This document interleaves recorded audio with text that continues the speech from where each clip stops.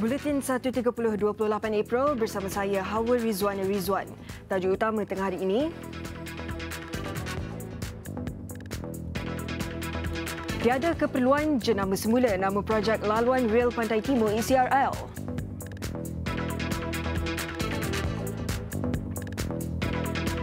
Juga status keselamatan flat Taman Keramat Permai diketahui esok.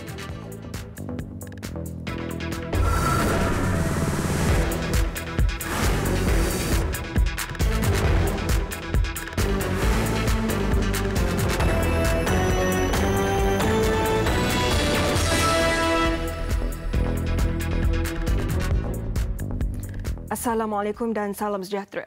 Kementerian Kewangan tidak melihat wujud keperluan mengubah nama projek laluan Rel Pantai Timur ECRL. Timbalan Menterinya, Datuk Amiruddin Hamzah berkata, tumpuan projek itu adalah bagi memastikan ia memberi manfaat menyeluruh kepada rakyat. Ini termasuk mengagihkan limpahan pembangunan projek itu kepada kontraktor tempatan.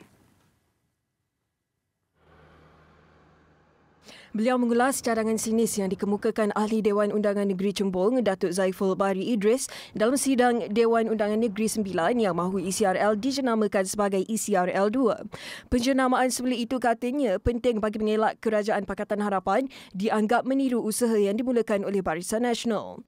Kalau model sebelum ini, ECRL ni hampir 100% konsultannya, kontraktornya, bahan mentahnya, pekerjanya, semuanya daripada China.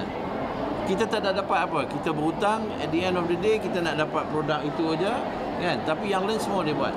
Tapi kali ini yang disebutkan sekurang-kurangnya 40% daripada keseluruhan komponen projek itu rakyat tempatan akan dapat merasainya. So itu suatu yang bagi saya cukup baik.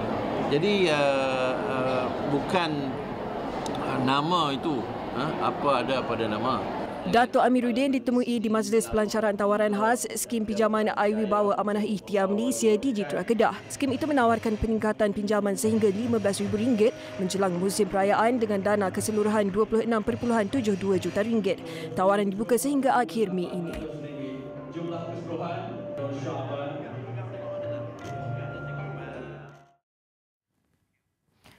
angka penduduk Blok F Pangsapuri Taman Keramat Permai Ibu Negara yang terpaksa dipindahkan ekoran keretakan pada bangunan berkenaan terus meningkat malam tadi.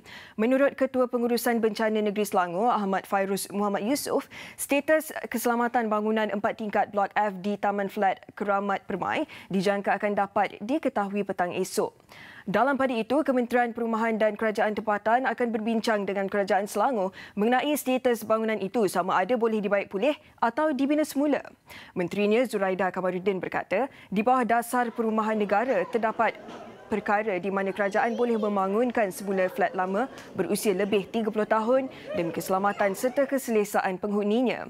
Kawasan Pangsapuri berkenaan kini berada di bawah kawalan pihak polis selama 24 jam dan bacaan alat khas bagi mengesan pergerakan tanah diambil setiap 2 jam. Siasatan lanjut juga masih dilakukan dan dijangka mengambil masa selama 3 hari untuk memperoleh keputusan berhubung tahap keselamatan bangunan 4 tingkat itu. Pasukan Angkatan Pertahanan Awam Malaysia juga masih ditempatkan di Pangsapuri Terbabit bagi menghadapi sebarang kemungkinan. Kemarin lebih 200 penghuni Pangsapuri berkenaan diarah berpindah susulan keretakan aktif di bangunan itu dipercayai akibat keadaan hujan lebat yang berlaku sejak beberapa hari lalu.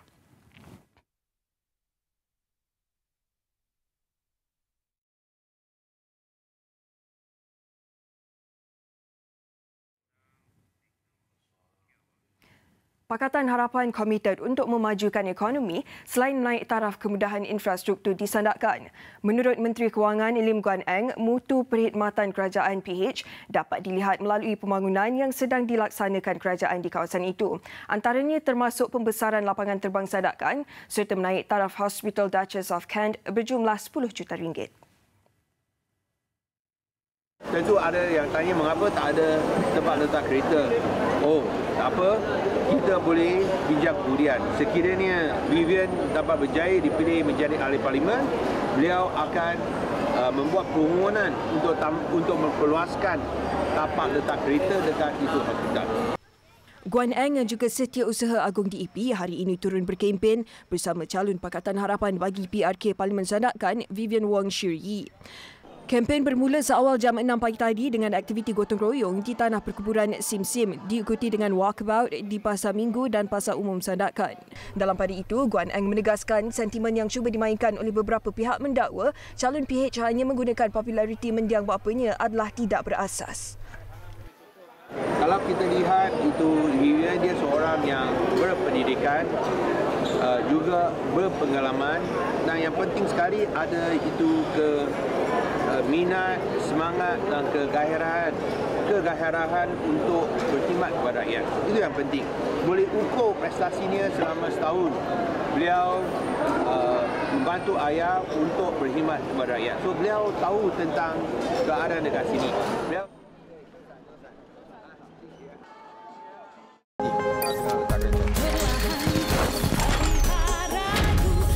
Up 32 megapiksel, kamera depan terangkat. Vivo. Institut Keselamatan dan Kesihatan Pekerjaan Negara (NIOSH) dan Institusi Pengajian Tinggi IPT perlu menjalinkan kerjasama yang lebih erat dalam usaha memasyarakatkan amalan keselamatan dan kesihatan pekerjaan KKP yang baik.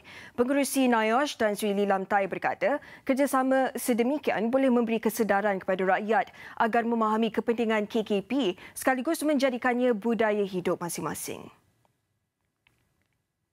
Dalam satu kenyataan, beliau berkata tumpuan kepada usaha itu seharusnya diberikan kepada pekerja muda atau belia selari dengan tema sambutan Hari Sedunia bagi Keselamatan dan Kesihatan di tempat kerja tahun ini. Beliau turut memaklumkan Pertubuhan Buruh Antarabangsa ILO juga berazam menjamin persekitaran kerja selamat untuk semua pekerja menjelang tahun 2030 selain menamatkan semua bentuk buruh kanak-kanak pada 2025. Menurut ILO, kira-kira 541 juta pekerja muda berumur antara 15 hingga 24 tahun menyumbang lebih 15% tenaga buruh dunia. Malangnya, mereka mencatat hingga 40% lebih tinggi kecederaan pekerjaan yang tidak menyebabkan kematian berbanding pekerja dewasa.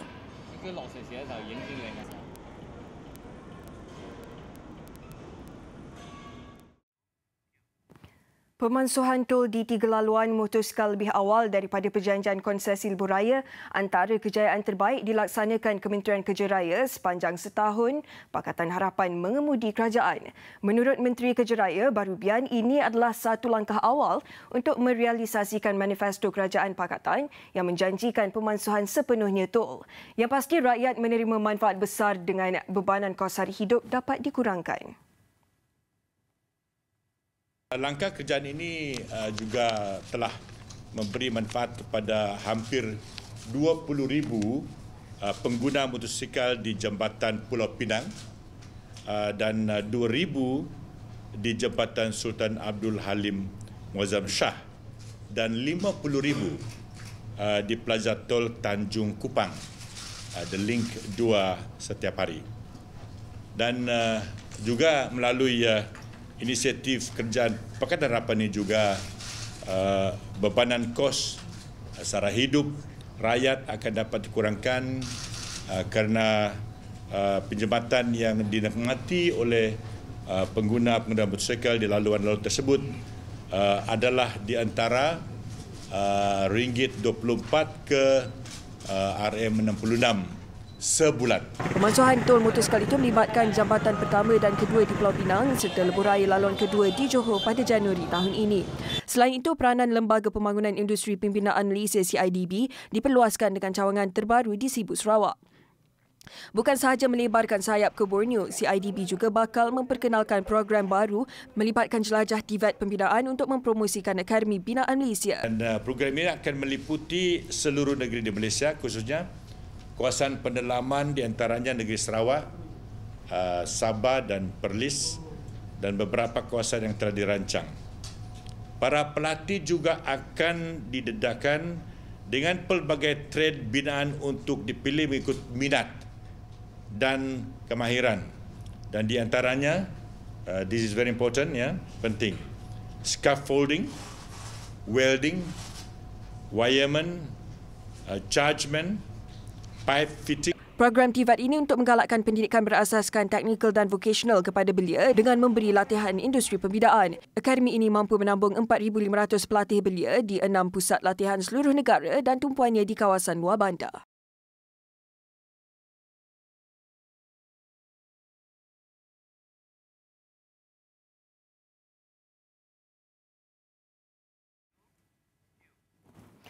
Karnival Jom Heboh berlangsung di tapak Bazarina Stadium Shah Alam Selangor dengan menampilkan pelbagai program serta kelainan berbanding penganjurannya sebelum ini. Untuk perkembangan lanjut, kita bersama Nur Syuhada Marzuki. Syuhada, bagaimana sambutan pengunjung di hari terakhir ini?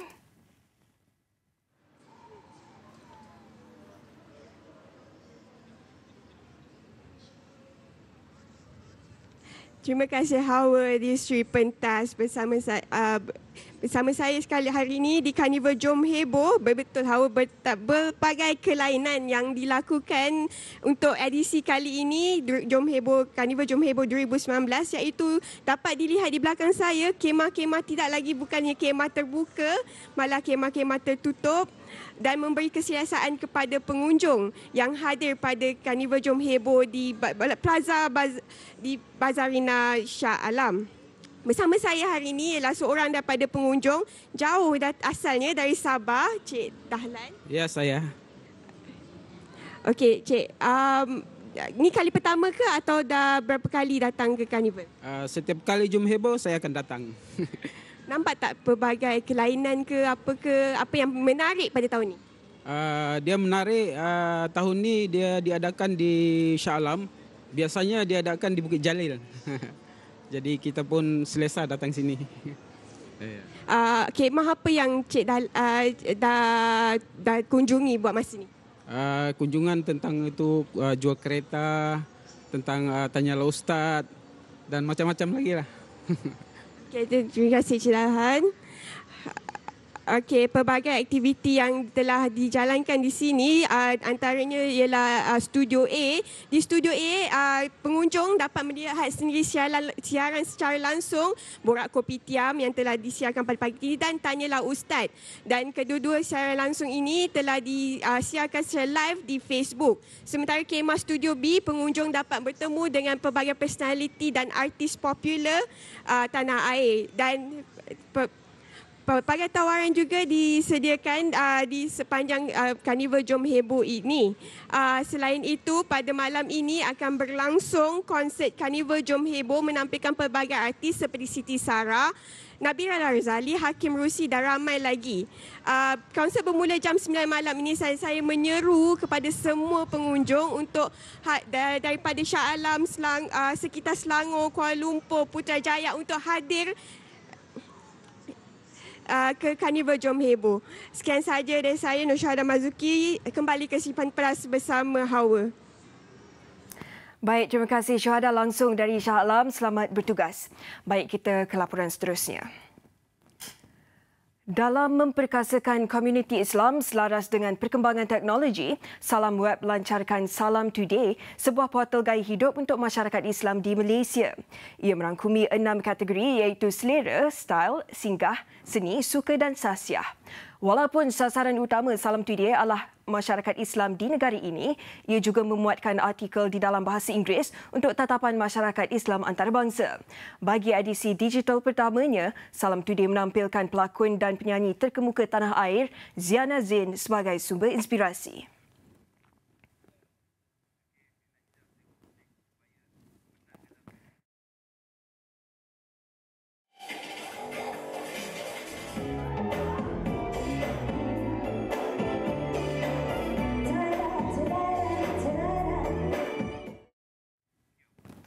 Malaysia dan Indonesia, negara serumpun yang mempunyai persamaan sosio-budaya dalam pelbagai aspek, antaranya adat, makanan dan tidak ketinggalan dari aspek fashion pemakaian. Tampak ayu dan sopan, wanita di kedua-dua negara juga turut menyarungkan kebaya tradisional demi martabatkan budaya yang tidak akan ditelan di zaman.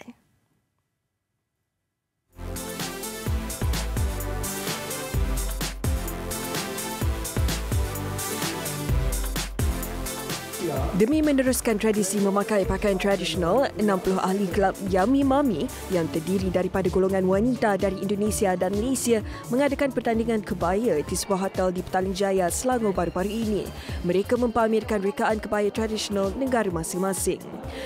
Untuk terus menjaga heritage, terus menjaga kebudayaan kita sebagai wanita yang memang harus berpakaian elegan, tertutup and then cantik, dan juga selalu berperilaku yang baik. Selain bangga dengan kebaya masing-masing, mereka turut berdiskusi mengenai kesedaran kanser payudara dan juga melakukan sumbangan kepada rumah orang-orang tua.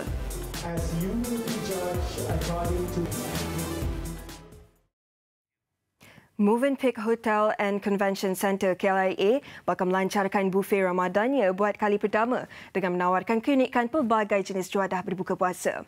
Menu rusa panggang menjadi salah satu juadah istimewa dalam memberikan keunikan kepada pelanggan.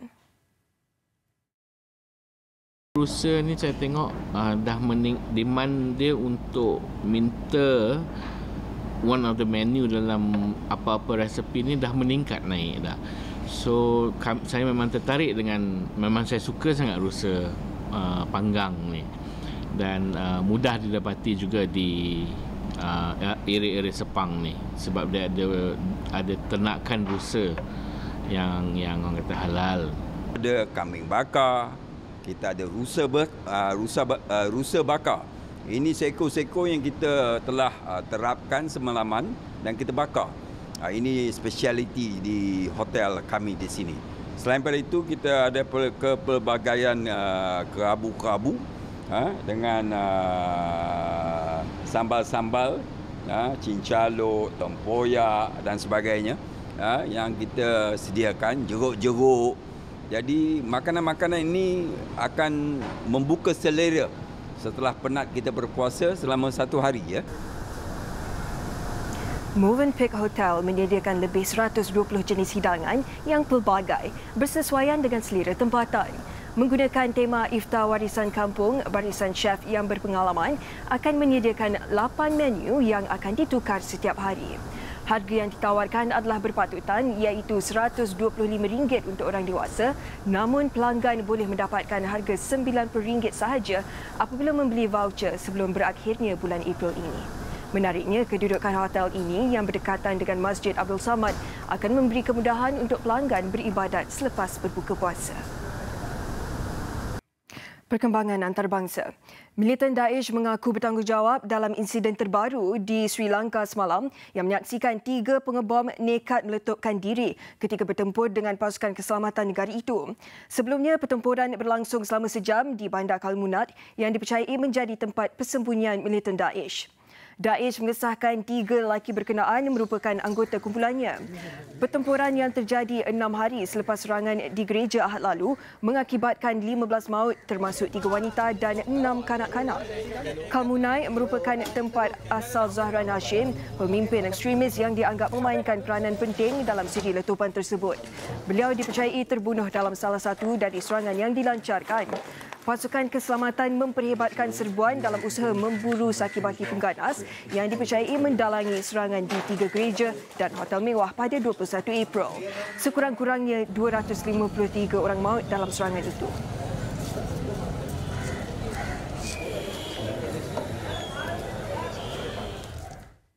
Perkembangan sukan. Perak merakam kemenangan bergaya selepas berpesta gol menewaskan Kelab Perbadanan Kemajuan Negeri Perak PKN PFC menerusi kemenangan 4-0 dalam saingan Liga Super di gelanggang lawan di Stadium Majlis Perbandaran Sri Manjung malam tadi. Sekaligus kemenangan kedua juara Piala Malaysia itu daripada 11 perlawanan Liga musim ini yang sebelum ini hanya merakam 7 seri dan 2 kekalahan. Kedua-dua pasukan memperagakan corak perlawanan menyerang pada awal babak pertama dalam usaha memburu jaringan awal untuk pasukan masing-masing. Gol pertama Perak dihasilkan menerusi Brandon Gunn pada minit ke-14 selepas menerima hantaran Muhammad Nur Hakim Hassan. Jaringan kedua Perak diperoleh menerusi rembatan Rilma da Silva pada minit ke-30 hasil kekalahan pertahanan tuan rumah yang gagal mengeluarkan bola dalam kawasan bahaya. Pelawat terus menambah derita PKNP di babak kedua. Kali ini dijaringkan Syahrul Saad selepas keadaan kelam kabut di depan gawang hasil sepakan sudut Wanda Lewis.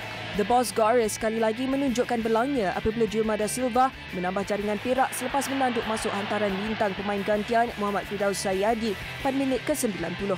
PKNP cuba menyerang namun gagal diterjemahkan kepada jaringan gol.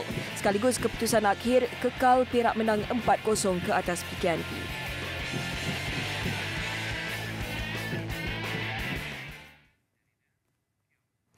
Kes kemalangan motosikal membabitkan pelajar sekolah cukup membimbangkan, apatah lagi mereka merupakan pelapis pemacu kemajuan negara pada masa akan datang.